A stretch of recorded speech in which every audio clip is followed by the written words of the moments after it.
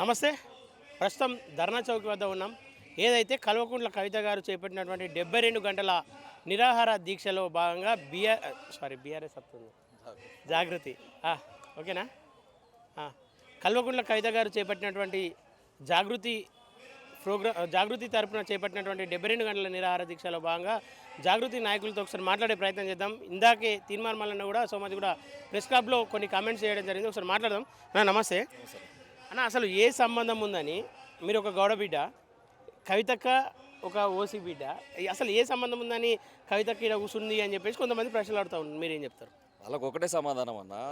అంబేద్కర్ గారు రాజ్యాంగం రచించారు. అంబేద్కర్ గారు సామాజికంగా చూస్తే దళిత సంబంధించినటువంటి బిడ్డ. మరి అంబేద్కర్ రాసినటువంటి రాజ్యాంగం ఈ దేశం ఎందుకు అమలు చేయాలి? ఈ దేశంలో అంబేద్కర్ యొక్క రాజ్యాంగ ప్రతిఫలాలు ఇవాళ సబ్బండ కులాలు కానీ ఎందుకు తీసుకోవాలి? నేను అనేది అంటే బీసీఏ ఉద్యమం చేయాలి, ఎస్సీ ఉద్యమం చేయాలి, ఎస్టీ ఉద్యమం చేయాలనేటువంటి రూలు కానీ ప్రజాస్వామ్యంలో కానీ రాజ్యాంగం కానీ ఎక్కడ కానీ చెప్పబడలే.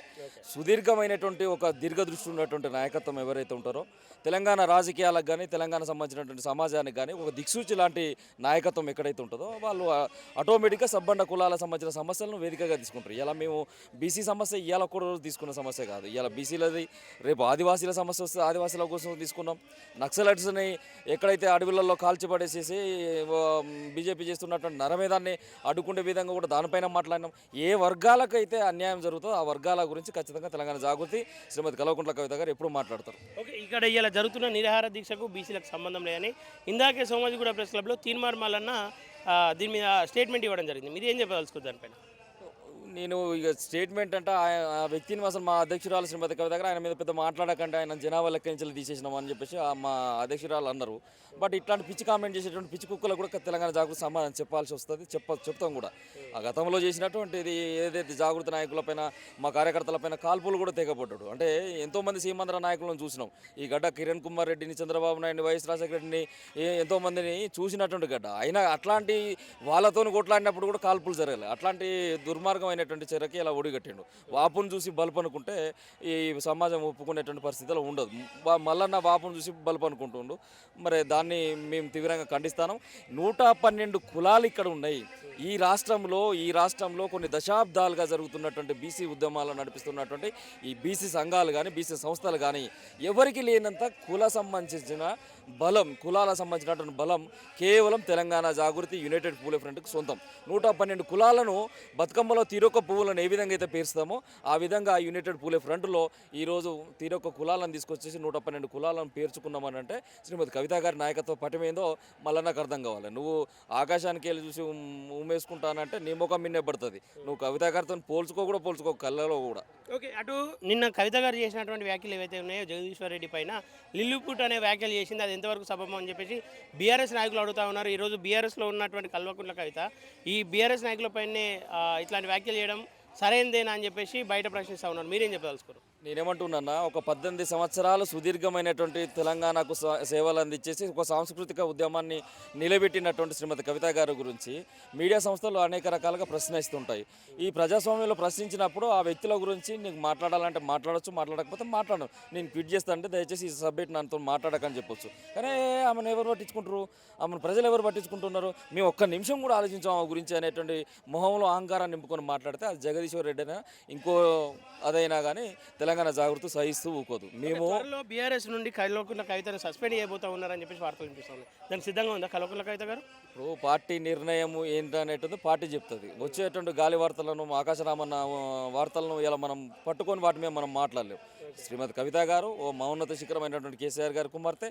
పార్టీని ప్రక్షాళన చేసుకోవడం, నిత్యాధ్యయనం చేసుకోవడం, దాన్ని ప్రక్షాళన తీసుకొని ముందుకు పోవడం. 10 కాలాల పాటు ఒక ఆడపిల్లకి ఏం కోరుకుంటుందంటే తండ్రి క్షేమం కోరుకుంటుంది, అన్న క్షేమం కోరుకుంటుంది, పార్టీ క్షేమం కోరుకుంటుంది ఆడపిల్ల. సో అట్లాంటి ఆడబిడ్డగా ఆమె అదే కోరుకున్న తప్పితే ఇంకోటి లేదు. కావలసుకొని కవిత గారి యొక్క రాజకీయ ప్రస్థానాన్ని భగ్నం చేయాలని, కవిత వస్తే మా కూసాలు కదులుతాయి, మా కుర్చీలో కూలిపోతాయని చెప్పేసి ఒక వర్గం భావిస్తుందో ఆ వర్గం చేసేటువంటి కుట్రల్లో భాగంగా ఇవన్నీ జరుగుతున్నాయి తప్పితే అసంటి పరిణామాలు జరిగేటువంటి దానికి ఆస్కారం కూడా లేదు. ఓకేనా? ఫైనల్గా 72 గంటల ప్రోగ్రామ్ ఇది. కానీ 5 గంటలకే దీనికి అనుమతులు అయిపోయినాయి అని చెప్పి చెప్తా ఉన్నారు. 5 గంటలకు లేస్తారా మరి కూర్చుంటారా? 4 గంటలకు 5 గంటల వరకు ప్రభుత్వం ఇచ్చినటువంటి పర్మిషన్. బీసీల పైన చిత్తశుద్ధి ఉంటే ప్రజారంజక పాలన అందిస్తున్నాం, ప్రజాపాలన అందిస్తున్నాం అన్నట్టు చెప్పేటువంటి ఏదైతే కాంగ్రెస్ పార్టీ ఉందో ఇంత అరాచకమైనటువంటి పాలన, ఇంత నిరంకుశమైన పాలన ఇస్తూ ఉన్నారు. మేము కొట్లాడేది బీసీల కోసమే. మీరు కామారెడ్డి డిక్లరేషన్ ఏదైతే అమలు చేస్తా అన్నారో వాటిని అమలు చేయాలి, పార్లమెంట్లో బిల్లు పెట్టాలని డిమాండ్తో మేము కూర్చున్నాం. ఇలా బీజేపీ పైన అల్టిమేట్ ప్రెజర్ మేము బిల్డ్ చేస్తున్నప్పుడు నువ్వు పర్మిషన్ ఇవ్వాలిగా ప్రజాస్వామ్యంలో. ఇవ్వకపోయినా ఒకటి మేము కోర్టును ఆశ్రయించడం, కోర్టు లంచ్ మోషన్ పిటిషన్ ద్వారా విచారణ జరుగుతుంది. అది వస్తేనో కంటిన్యూషన్ చేస్తాం, రాకపోయినా కానీ కవిత గారు కంటిన్యూషన్ చేస్తారు. కవిత గారిని ధర్నా చౌక్ నుండా లేదంటే వేరే ఒక ప్లేస్ మారుతారు? నిర్ణయం కవిత గారు కాసేపట్లో ప్రకటించబోతున్నారు. వారు ప్రకటించే ముందుకు నేను మాట్లాడితే బాగుంటుంది కాబట్టి తాను ఎక్కడి నుంచి కొనసాగినా కంటికి రెప్పరా కవితక్కను కాపాడుకునే సైనికులం, తెలంగాణ జాగృతి సోల్జర్లం మేము ఉన్నాం. కవిత గారి మాటలకు ప్రభుత్వాలు దిగొచ్చాయని చెప్పేసి భావిస్తా ఉన్నారా ఈ నిరాహార దీక్షలతో? 100% కదా. గతంలో జరిగినటువంటి పోరాటాల ఫలితంగానే ఈరోజు బీసీ సంబంధించినటువంటి రిజర్వేషన్లో ఒక బిల్లు కావాలని చెప్పేసి పోరాడితే, దాంతోపాటు బీసీ సంబంధించిన రిజర్వేషన్లు, రాజకీయ రిజర్వేషన్లు ఒకటే కాదు, విద్యా ఉపాధి అవకాశాలు కూడా బిల్లులు పెట్టాలి, 3 బిల్లులు అని చెప్పేసి తెలంగాణ జాగృతి డిమాండ్ చేసింది. ఆ డిమాండ్కి తలొగ్గినటువంటి రాష్ట్ర ప్రభుత్వం ఆ రోజు 3 బిల్లులు పెట్టడం జరిగింది. ఇలా ఆ బిల్లు వచ్చేసాం రాష్ట్రపతి దగ్గర పెండింగ్ ఉంది. ఈ యొక్క ఆర్డినెన్స్ అని చేసినటువంటి ఆర్డినెన్స్ వచ్చేసాం గవర్నర్ దగ్గర పెండింగ్ ఉంది. అంటే 2 జాతీయ పార్టీలు ఆడుతున్నటువంటి ద్వంద్వ నీతిని ప్రశ్నిస్తూ శ్రీమతి కవిత గారు 72 గంటలకు సంబంధించినటువంటి దీక్షను కొనసాగిస్తున్నారు. ఓకేనా, థ్యాంక్ యూ. ఓకే, చూస్తారు కదా ఏదైతే 72 గంటల కార్యక్రమం ఏదైతే ఉందో ప్రభుత్వం అనుమతి ఇచ్చినా ఇవ్వకుండా కూర్చునే ప్రయత్నం అయితే చేస్తామని చెప్పి చెప్తా ఉన్నారు. బీసీల మీద చిత్తశుద్ధి ఉంటే ఇక్కడ నుండి పోలీసుల ద్వారా కానీ ఇంకా ఎట్లాంటి వ్యక్తుల ద్వారా ఇక్కడ ఇబ్బంది పెట్టే ప్రయత్నం చేయరు. ఒకవేళ అట్లాంటి ప్రయత్నాలు చేయకపోతే 72 గంటల నిరాహార దీక్ష అయితే కొనసాగుతుందని చెప్పేసి జాగృతి నాయకులు అయితే చెప్తున్నటువంటి సందర్భంలో ఇది ఇక్కడ విశేషం. Thank you everyone.